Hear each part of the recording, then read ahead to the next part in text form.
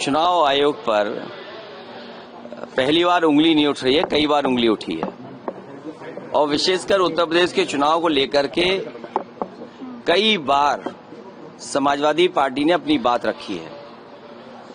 पिछली बार जब उपचुनाव था और उपचुनाव में जो धांधली हुई उसको लेकर के भी शिकायत की गई कि किस तरीके से सरकार ने मिलकर के अधिकारियों के सहारे वोट की चोरी नहीं की, वोट की लूट की, डकैती की और जो समाजवादी पार्टी के नेता कार्यकर्ता आते थे उनको फोर्स से रोका जाता था, पुलिस रोकती थी।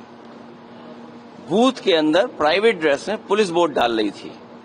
अधिकारी जात के आधार पर पोस्टिंग पाए थे और उन्हें निर्देश थे कि भारतीय जनता पार्टी को किसी भी परिस्थितियों में आपको जिताना है।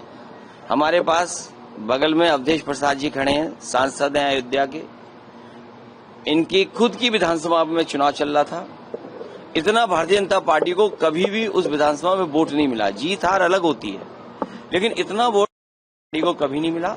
लेकिन बेईमानी कर करके बड़े पैमाने पे हर बूथ पर जात के आधार पर अधिकारी लगा करके, जात के आधार पर पोस्टिंग दिलवा करके वोट की लूट की गई थी। और उससे पहले 2022 के चुनाव में जब समाजवादी पार्टी ने, और मैंने खुद आरोप लगाया था कि जानबूझ करके समाजवादी पार्टी को वोट काटे गए, डिलीट किए गए, तो चुनाव आयोग ने नोटिस दिया।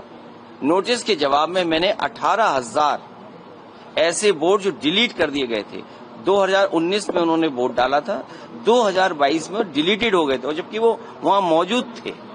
वो 18,000 वोट की हमने सूची दी थी। आज तक चुनाव आयोग ने कोई कार्रवाई नहीं की। कम से कम आज तो बताए कि चुनाव आयोग ने क्या कार्रवाई की है। क्या वो भी जो दोषी थे उनके अधिकारियों के खिलाफ कोई कार्रवाई की गई हो? एक तस्वीर है जिसमें पुलिस का अधिकारी सीधा रिवॉल्वर तान करके रोक रहा है वोटर्स को। रामपुर में जब घटना हुई तब भी हम लोगों ने शिकायत की कि रामपुर में किस तरीके से वोट रोके गए, लोगों को घर से नहीं निकलने दिया। वो वीडियो विजुअल्स है सबके पास, लेकिन कोई कार्रवाई नहीं हुई। सरकार बीजेपी की है लखनऊ में, सरकार दिल्ली में बीजेपी की है। हमें उम्मीद है कि कर्नाटका में कम से कम सरकार कांग्रेस की है।